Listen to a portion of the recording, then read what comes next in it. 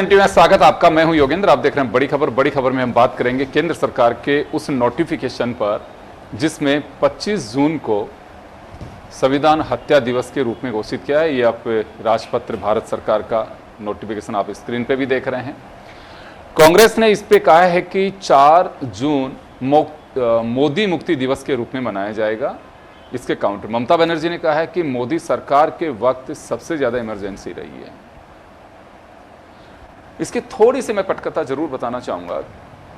मुझे जो लगता है कि पहले बीजेपी इतनी एग्रेसिव नहीं रही, आपातकाल का दिवस मनाया जाता है, लेकिन अब ज़्यादा है। राहुल गांधी पूरे इलेक्शन के वक्त संविधान की एक छोटी नोटबुक लेते घूमते रहे और जब पार्लियामेंट में उन्होंने सांसद की शपथ ली तो भी किया, जब बोले तो भी किया। बीजेपी ने काउंटर में ये बड़ा पासा फेंका है, पासा के का आदेश ही जारी किया अब तो। और अब ये क्या सियासी रंगत होगी, क्या चीज़ें चलेंगी, ये खत्म होने वाला नहीं है मुद्दा। ये आगे आने वाले दिनों में और सियासी पारा चढ़ सकता है। इस पे आपातकाल को कोई डिनाई नहीं कर सकता, ये ऑन रिकॉर्ड है, क्योंकि बाकायदा नोटिफिकेशन के जरिए जैसे भारत का राजपत्र अभी आप देख रहे हैं, इसी तरह से प्रेसिडेंट ऑफ इंडिया के साइन से आपातकाल लगा था, तो आप उसे खारिज भी नहीं कर सकते, इतिहास में रहेगा। लेकिन अब उस पर एक्शन का रिएक्शन है ये। तो हमारे साथ हमारे पैनलिस्ट भरत मेघवाल साहब हैं, पंकज जोशी साहब भाजपा से हैं, हमारे editor in chief SK. Surana साहब हैं, हमारे सहयोगी अनिल हैं। मैं भरत आपके पास में आना चाहूँगा। आपकी पार्टी का रिएक्शन अभी तो यही आया है कि 4 जून मोदी मुक्ति दिवस के रूप में मनाया जाएगा और जो नोटिफिकेशन है ये देश के लिए खतरा है।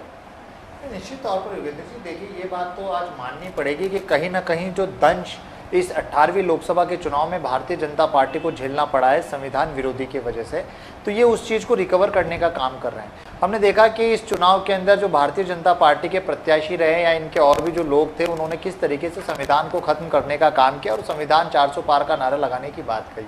जब संसद के अंदर शपथ के अंदर जब सब जय संविधान और संविधान की कॉपी लेकर जा रहे थे, तो उसके बाद माननीय लोकसभा अध्यक्ष जी को आदेश निकालना पड़ा कि जो शपथ कॉन्स्टिट्यूशन में दी गई है आप सिर्फ उसी का उल्लेख करेंगे, उसके अलावा किसी चीज़ का उल्लेख नहीं करेंगे। तो जो आपातकाल के लिए नोटिफिकेशन निकाल कर एक चीज़ को बताने का इन्होंने काम किया है, तो कहीं ना कहीं भारतीय जनता पार्टी इस चीज़ को स्वीकार कर चुकी है कि लोगों के दिल में ये बात घर कर चुकी है कि भारतीय जनता पार्टी संविधान विरोधी है। और राहुल गांधी जी ने इस बात को ऐसे ही नहीं किया। पिछले 10 साल में हमने देखा कि संविधान जहां हमें फंडामेंटल राइट देता है, इक्विटी की राइट देता है, फ्रीडम ऑफ स्पीच देता है, रिलीजियस की राइट देता है, उस सब को दबाने का काम भारतीय जनता पार्टी ने करा। हमने देखा कि किस तरीके से जो संवैधानिक अधिकार एक सरकार के पास वोट पाने का होता है, सरकार चलाने का होता है, उसको गिराने का काम भारतीय जनता पार्टी ने किया। कितनी ना जाने कितनी सरकारों को इन्होंने गिराया, इन्होंने दोबारा से वहां पर चुनाव कराए, इन्होंने सरकारों को ब्राइब देकर गिराने का काम किया। और अभी जो कहा है कि 4 जून मोदी मुक्ति दिवस है, बिल्कुल मोदी जी का मुक्ति दिवस है। बात तो एनडीए की होती है। अब तो मोदी जी जो अपने आप को तानाशाह मानते थे, मोदी जी अपने आप को स्वयंभू परमात्मा मानते थे, उन्हें तो जनता अब स्वीकार नहीं कर रही है। आप देखिए इनकी बोलचाल में, इनकी शैली में, इनकी भाषा में किस तरीके से परिवर्तन आ चुका है। ऑस्ट्रिया में जाके ऑस्ट्रेलिया का नाम लेते हैं। तो जो संविधान दिवस, जो हत्या दिवस का इन्होंने बात रखी है, ये मैं इसकी निंदा भी करता हूं। और संविधान के अंदर आर्टिकल 352 से लेकर आर्टिकल 356 ये बताता है कि प्रेसिडेंट और जो पार्लियामेंट है वो इमरजेंसी लगा सकती है, फाइनेंशियल और दूसरी इमरजेंसी। और जो उस समय की स्थिति रही थी वो स्थिति आप भी जानते हैं कि जिस तरीके से गुजरात के अंदर आंदोलन शुरू हुआ, एक मैच से शुरू हुआ, किस तरीके से गुजरात की सरकार को गिराया गया और उसके बाद केंद्र की सरकार को गिराने का जो नेताओं ने प्रयास किया, उसके बाद प्रेसिडेंट और जो पार्लियामेंट की जो समिति थी उन्होंने उसको निर्णय लिया और इमरजेंसी लगाई गई। लेकिन इस देश में 10 साल से अघोषित आपातकाल है। चलिए मैं पंकज जी आपके पास में आना चाहूँगा। वर्षों बाद में ये बीजेपी की सोच रही, ये इलेक्शन में जिस तरह से गर्मा गर्मी है उसकी वजह से माना जाए, क्योंकि ये तो पहले भी हो सकता था, बीजेपी की गवर्नमेंट पहले भी थी। नहीं, देखिए योगेंद्र भाई, 2 बड़ी बातें थी। अभी मेरे साथी ने कहा कि उसमें ऐसी परिस्थितियां बनी और जिसके अंदर जो है, क्योंकि वहाँ ऐसा हुआ और यहाँ हुआ, इसका मतलब क्या जेपी आंदोलन को जो है, जेपी जी को क्या कहना चाहते हैं, ये है किस चीज़ से क्या देना चाहते हैं? क्या आप उनको भी कोई उपाधि देंगे क्या?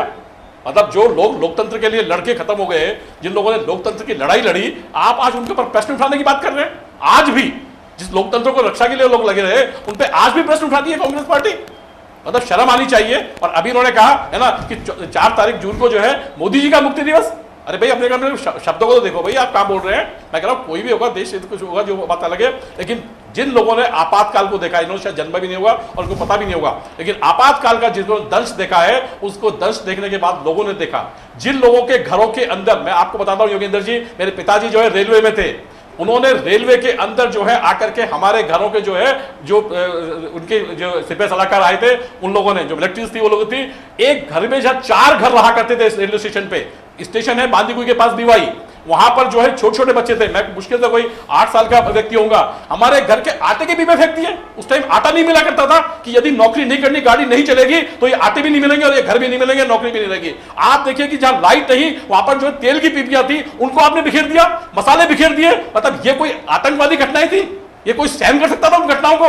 मैं कह रहा हूं कि आने वाली कोई आदमी, आने वाली सरकारें जो है इस तरीके का जो है अपमान नहीं करें। लोग याद रखें कि इस तरीके का जो है लोकतंत्र की हत्या नहीं करें। ये चीज जरूरी थी कि जिस दिन ऐसा हत्या हुई थी, जिस तरीके से देश के अंदर आपातकाल लगा था, मेरे ख्याल में किसी भी लोगों को, क्योंकि अभी बहुत बड़ी बड़ी बातें कर रहे थे कि जो है इसकी आजादी होनी चाहिए, फ्रीडम ऑफ स्पीच होनी चाहिए। अरे उस दिन पूछते ना जिन लोगों के घरों में थी, फ्रीडम ऑफ स्पीच छोड़िए, खाने तक की जो है हालत नहीं थी। आपने जेलों में ठूस ठूस के बंद कर दिए थे, क्या वो लोग आतंकवादी थे जिनको ठूस के बंद कर दिया था?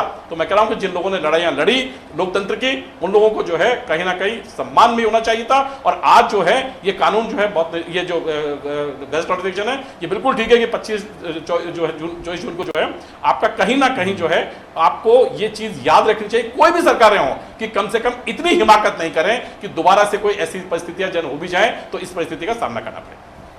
मैं सुराना साहब के पास में जाना चाहूंगा। सर, क्या लगता है आपको कि पूरे इलेक्शन कैंपेन में लोकतंत्र की हत्या, लोकतंत्र खतरे में, संविधान की हत्या, उसका रिएक्शन मानूं इसमें? इलेक्शन को मानना ही पड़ेगा, क्योंकि ये चीज जो है हुए में 50 साल हो गए, ऑलमोस्ट 50 साल हो गए।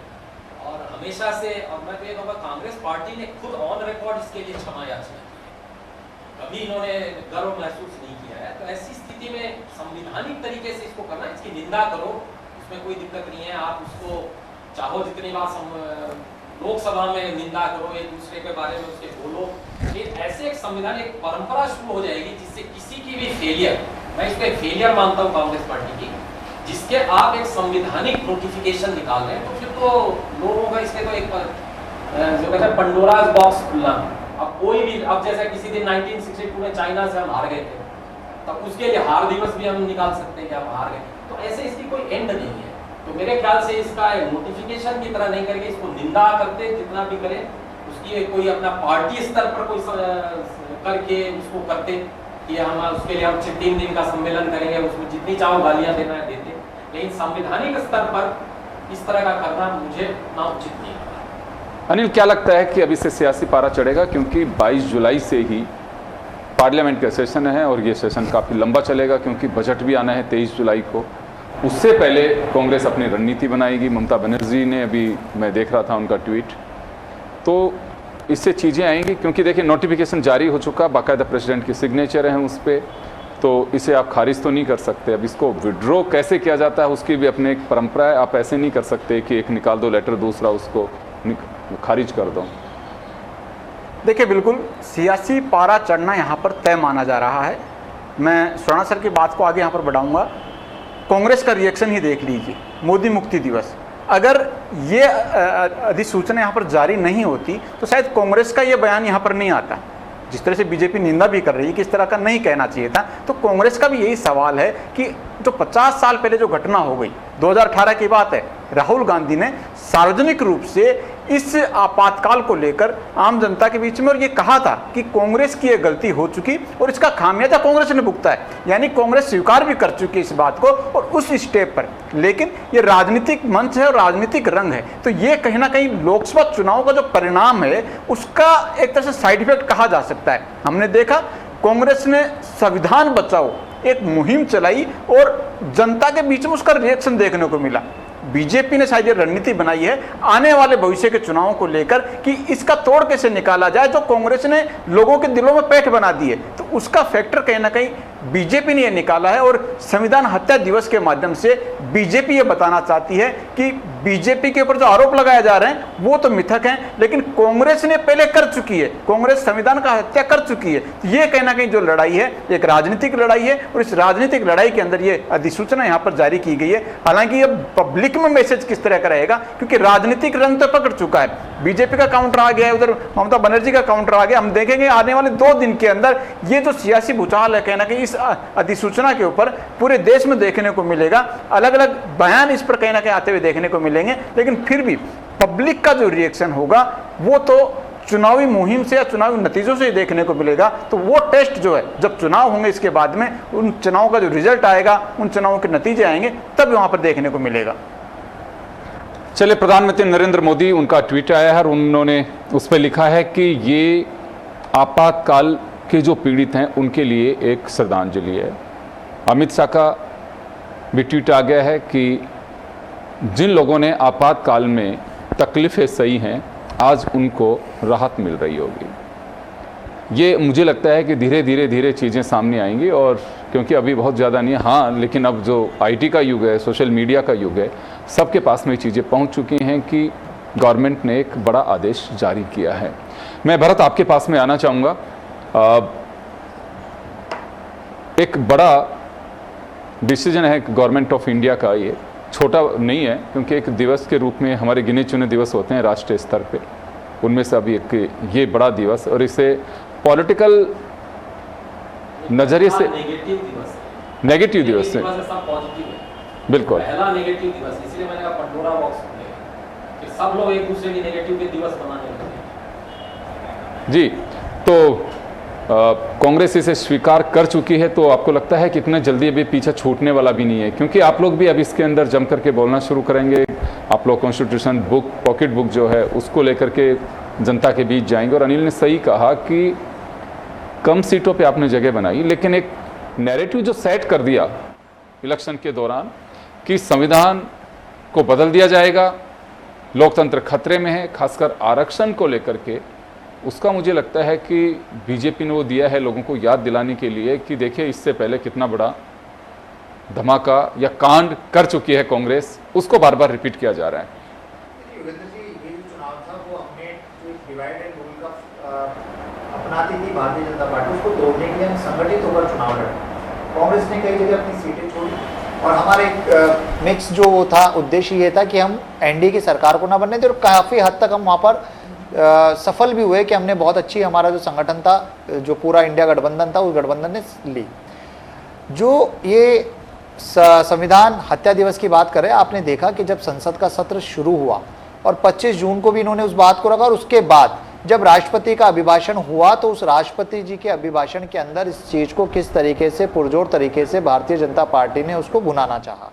तो कहीं ना कहीं भारतीय जनता पार्टी लोगों के मन में ये मैसेज देना चाहती है कि साहब हम संविधान विरोधी नहीं है, कांग्रेस पार्टी संविधान विरोधी है। और अभी जिस तरीके से सुराना जी ने भी कहा, और हमने देखा रैली के अंदर भी और बाकी मंचों पे भी राहुल गांधी जी ने उस चीज़ को स्वीकार किया है कि जो गलती हुई थी उस गलती को हमने माना और उसका हमने दंश भी झेला। लेकिन आज जिस तरीके से ये नोटिफिकेशन निकाला गया, इसकी निंदा मैं पुनः एक बार करना चाहूंगा।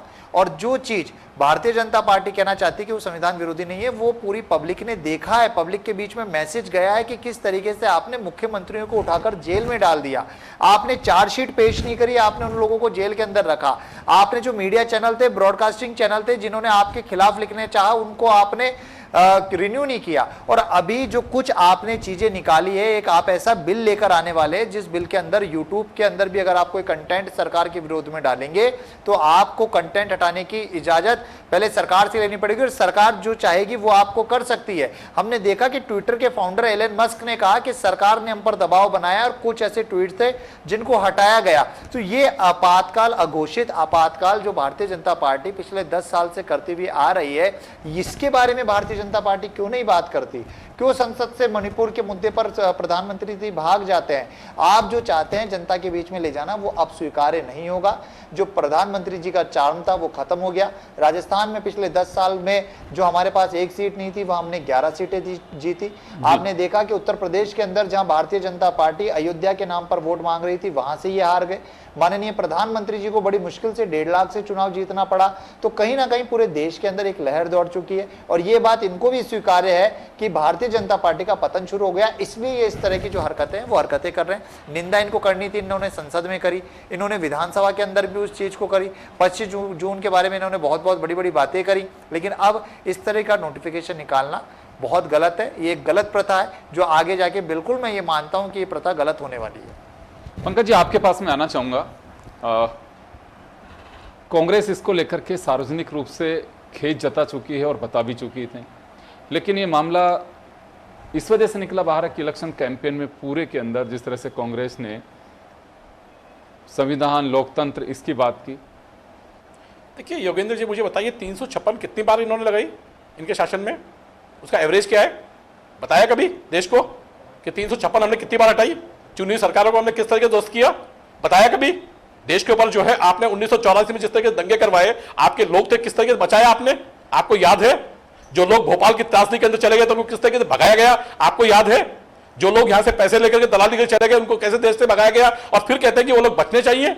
एलन मस्क का इनको याद रहता है, चाइना ने कुछ कहा तो इनको याद रहता है, वो लोकतंत्र के रक्षक है, देश के रक्षक है, लेकिन इनको ये याद नहीं रहता कि यहाँ के देशों ने क्या। सुन जाइए एक मिनट, मैं सुन जाइए एक मिनट, अरे सुन जाइए आप, एक मिनट सुन जाइए, मैं बीच में बोला, एक मिनट नहीं बोला बीच में, एक मिनट नहीं बोला बीच में, मैं आपके बीच में एक मिनट नहीं बोला, सुन जाइए आप, उनको बात बताता हूँ आपको, और बताता हूँ आपको। आज बात करते हैं लोकतंत्र की। मैं कह रहा हूं कि आज जिन लोगों ने संविधान बनाया, मैं कह रहा हूं आज कांग्रेस की असलियत बताता हूं आपको कि आप यदि पढ़ेंगे है ना बाबा साहब किताब को, वहां के तत्कालीन प्रधानमंत्री ने जब उनकी मृत्यु हुई तो दिल्ली के अंदर इसलिए जो है उनका जो है अंतिम संस्कार नहीं होने दिया कि कोई भी सरकार यदि बनेगी वहां पर और कोई होगा तो निश्चित रूप से उनके जो है वहां पर भी जाना पड़ेगा, लोग जाएंगे, लेकिन इनके लोग नहीं चाहते थे कि उस पर ऐसी प्रथा बने। और इसी कारण से आप देखिए कि दिल्ली में जो है उनका इंतकाल होने के बाद भी उनका अंतिम संस्कार कहां पर हुआ। और बहुत सारी चीजें जिन लोगों को लिखा गया, और मैं कह रहा हूं कि कई बार किया गया, उनको कई बार जो है उनको जो है अपमानित किया गया। तो ये जो चीजें थी उन्होंने तो बहुत बार चीजें कही, उन्होंने जब नहीं मानी, फिर जो है आप बात करते हैं कि इन चीजों से डर करके। मुझे लगता है कांग्रेस, देखिए जब तक कांग्रेस की सरकार 2004 में कितने लोगों से बनी थी, 2009 में कितने लोगों से बनी थी, उसके बावजूद भी आज जो है बड़ी अजीब संस्था है कि खुद के पूरे गठबंधन के मिलाकर के भी भारतीय जनता पार्टी के बराबर नहीं है, तो भी कह रहे हैं कि साहब हमने जो है इसको जो है मुक्ति दिला दी। बड़े अरे भाई बड़े अच्छी चीजें आपकी, बड़े अच्छे नैरेटिव जो है देश के सामने रखना चाहते हैं। मतलब हालात ये है कि एक विद्यार्थी 100 में से 90 नंबर ला करके भी वो कहता है कि साहब जो है आप ये, और एक व्यक्ति जो है 0 आया था तो मेरे 8 नंबर आ गए तो मैं जो है यहाँ का जो है सबसे बड़ा बादशाह हो गया क्योंकि मैंने उसको जो है चैलेंज कर दिया। ये इस तरीके की सोच रखने वाली पार्टियां मुझे लगता नहीं कहां तक जो है चल पाएगी। चले भरत, कुछ पूछना चाह रहे थे आप। देखिए, एक तो मैं ये कहना चाहता हूँ कि चिल्लाने से कभी झूठ सच नहीं हो जाता। चाइना की बात करी, मैं चाहूंगा कि आप एक बार जाके रिपोर्ट देख के आए कि पिछले 15 साल के अंदर 2.5 गुना चाइना से इंपोर्ट बढ़ा है, 2.5 गुना। रिपोर्ट जरूर देख के आइएगा। जो आप लाल, अरे भैया, अरे सुन जाइए भारत में एक बात, जब आप बीच में आ गए, आप बीच में, अरे सुन जाइए ना, अरे सुन जाइए, मुझे बताइए, अरे भैया चाइना की हालत क्या है? अरे विश्व में चाइना की हालत क्या है भाई? अरे क्या आपने परचेज कर दिया? विश्व में हालत क्या है चाइना की? मतलब अभी भी आप चाइना का 2.5 गुना बढ़ गया। अरे बड़े बेशर्मी आदमी है भाई, नहीं बड़ा बेशर्मी आदमी है। मतलब जो है 1962 में अभी सुहास साहब ने कहा कि 1962 के हाल का भी जिक्र होगा, जो लोग कहा करते थे वो भी आज बात कर रहे हैं। आप लोगों से भूल गए इन चीजों को, नहीं रखी जाती। अरे नहीं, आप क्या कर रहे हैं? आप क्या कर रहे हैं? भाई धीमे बोल रहे हैं, वही गाना मैंने, आप ये कहेंगे तो चिल्लाना नहीं होगा, हम कहेंगे तो चिल्लाना होगा। मैंने कहा यही कहेंगे कि आप जो चिल्ला रहे हैं उसको चिल्लाना नहीं देंगे। लद्दाख में 8 साल पर बैठे थे आपने उनकी, अरे भैया, अरे संसद में इस देश में पहली बार 141 से ज्यादा सांसदों का निष्कासन हमने करते देखा है। इस देश के अंदर हमने माइक बंद करते हुए देखा है संसद के अंदर। उस संसद के अंदर कैसी स्थिति है आप लोगों की भाई? आप लोगों ने तो लोगों को बर्बाद किया है। क्या बात करें? 1984 में जो है सिखों का आंदोलन किसने किया? आपने 1984 में क्या किया आपने भाई? उस देश आपको निष्कासन याद है? 1984 में लोगों को टायर चला करके गले में टायर लगा कर हाथ चला दिया आपने, भूल गए जनता उसको, और आपके वो नेता बरकरार रहे। उसके बाद में दर्द हो रहा है, मतलब आपको इस चीज की बड़ी बेशर्मी की जरूरत है, और बेशर्मी से बोल रहे हैं उड़ा कर गया उन लोगों के लिए। आप समझ नहीं पाएंगे, ये आपके दुखते रग पर हाथ रख दिया है राहुल मतलब गांधी आपने ने संविधान के जितने नाम कांड पे। किए, जितने कांड किए, मतलब 1984 में गले में जो है टायर जला करके लोगों को मारा, उसको भूल गए आप लोग बना करके, आगे की सुध ले, बेशक भी करके उसको भी उसको भूल जाइए, भूल जाइए और आगे की सोच ले। वाह भाई वाह, लेकिन उसको भी भूल जाइए। अरे वाह रे वाह, और दो की पार्टी थी। हाँ, दो के बाद अब आए भैया, तीसरी बार आ रहे हैं। अरे भैया दो की याद करके कभी आ रहे हैं यहाँ पर। हाँ हाँ, यही कह रहे हैं, दो से जाए, आपकी तरह ऊपर से नीचे दिया है। अच्छा है तो बुरा, अरे भैया हमने कहा ऊपर से नीचे लिया है, हम दो से ऊपर आ रहे हैं। अच्छा है तो हम कह रहे हैं दो से, हम तो याद रखते हैं दो बार मत भूले भारतीय आपकी भी जनता 42 पार्टी, स्थिति लाएंगे। इतिहास मत भूले भारतीय जनता पार्टी, वही राजीव गांधी जी थे चलिए जिन्होंने चलिए रखा। भरत मैं समय कम है, मैं सुराना साहब के पास में जाना चाहूंगा। तो सर ये शुरुआत कहें जो अभी आप बानगी देख रहे हैं कि कैसे सियासी पारा अब चढ़ने वाला है। मैं तो शुरू से ही आपातकाल का विरोधी रहा हूँ। मेरे पिताजी भी सोशलिस्ट पार्टी में थे, आपातकाल का दंड दोनों भी झेला था और काफी भूमिगत रहना पड़ा था हमारे परिवार में भी। आपातकाल की कोई भी प्रशंसा कभी भी नहीं कर सकता। बहुत से गलत कार्य हुए आपातकाल में, नसबंदियों के कई कांड हुए और एक साथ इतने ज्यादा नेताओं को एक साथ जेल में डाल देना ये कोई साधारण घटना नहीं है। लेकिन इतना कहते हुए भी आपको कहीं ना कहीं चीज को फोरगॉन करना पड़ता है। कोई चीज गलत हो गई उसका उसने दंड झेला। इंदिरा गांधी को जेल जाना पड़ा, इंदिरा गांधी खुद चुनाव हार गई। उसके बाद में ये भी सत्य है कि आप 77 में चुनाव हारने के बाद 1980 में वही इंदिरा गांधी वापस भी जीत करके आई। तो राजनीति में गलतियां भी होती हैं और भी होती है, लेकिन इसको एक ये नोटिफिकेशन निकालना, इसमें सरकार को बीच में लाना है। दो राजनीतिक पार्टियां आपस में एक दूसरे पे आरोप लगाए, कोई दिक्कत नहीं है, इन सरकार से उसको एक ठप्पा देना ये एक पहली बार हुआ है जिसमें कि कोई एक दिवस है, जैसे आप जितने भी दिवस है, जो विजय दिवस होता है या किसी का जन्म दिवस होता है या पुण्यतिथि होती है, सबका पॉजिटिव कनोटेशन होता है। नेगेटिव कनोटेशन के साथ पहला दिवस आ रहा है, उसका मैं समर्थन नहीं कर सकता। इसको नोटिफिकेशन के माध्यम से नहीं करके और तरीके से जितना भी करें, और ना मैं आपातकाल का पक्षधर हूं। एक चीज और मैं लास्ट में कहना चाहूंगा कि जो राजनीति का स्तर भी गिरता जा रहा है और पर्सनल अटैक्स बढ़ रहे हैं, उसकी भी मैं निंदा कर रहा हूं। स्पेशली कांग्रेस आईटी सेल ने अभी जो बैल बुद्धि वाला कैंपेन निकाला है, मेरे ख्याल से कोई भी एक प्रधानमंत्री लेवल पर इस तरह की टिप्पणियां करना कभी भी उचित नहीं माना जा सकता। ये लोग डिफेंस में कहेंगे, उन्होंने उसको बालक बुद्धि कहा। बालक बुद्धि और बैल बुद्धि में अंतर है। बालक बुद्धि थोड़ा लो लेवल का, उतना नहीं है जितना बैल बुद्धि कहना, सही कह रहे हैं। इसका मैं विरोध कर रहा हूं। गिरावट जिस तरह की आ रही है, मर्यादित भाषाओं का प्रयोग करना चाहिए, कोई भी हो चाहे वो। अनिल आपके पास में आना चाहूंगा।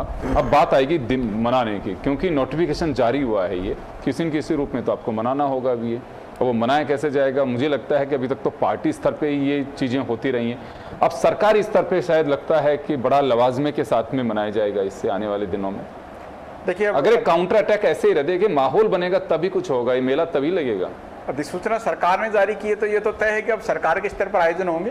हालांकि इस दिन को बीजेपी पहले बखूबी मनाती है, काला दिवस मनाते हुए आई है। हमने देखा सप्ताह भर के आयोजन होते हुए आए, वो पार्टी लेवल पर था, और पार्टी लेवल पर एक दूसरे पे आरोप प्रत्यारोप हो या फिर पिछले दिनों की याद हो, जिस बुरे दिन हो उनको अगर देखा जाए तो तमाम चीज़ें एक दूसरे दल एक दूसरे को याद जरूर दिलाते हैं। लेकिन यहाँ पर जिस तरह से सरकार की एंट्री है इस मुद्दे के ऊपर, तो ये कहा जा सकता है कि आने वाले दिनों के अंदर जब भी 25 जून आएगा या 25 जून के आसपास की तिथि वहां पर आएगी, तो एक बार फिर से सियासी भूचाल खड़ा होगा। नए रंग नए फ्लेवर में बीजेपी कांग्रेस को घेरते हुए नजर आएगी। लेकिन कांग्रेस भी शायद वहां पर जिस तरह से बयान यहाँ पर 4 जून को मनाने को लेकर आया है, वहां पर कांग्रेस भी पीछे नहीं रहेगी। कांग्रेस भी कोई ना कोई काउंटर पहले से तैयार वहां पर रखेगी और नया फंडा लेकर काउंटर कहीं ना कहीं बीजेपी को करेगी। चले, मुझे लग रहा है कि अब 21 दिन के गैप में 2 दिवस जो दोनों ही तरफ से, ये पता नहीं सरकार के स्तर पे तो क्या होगा, लेकिन पार्टियों के स्तर पे अगर यही रफ्तार से अगर आरोप प्रत्यारोप चलते रहे तो बहुत ही तीखे तरीके से इसे मनाया जाएगा सरकार के स्तर पे भी।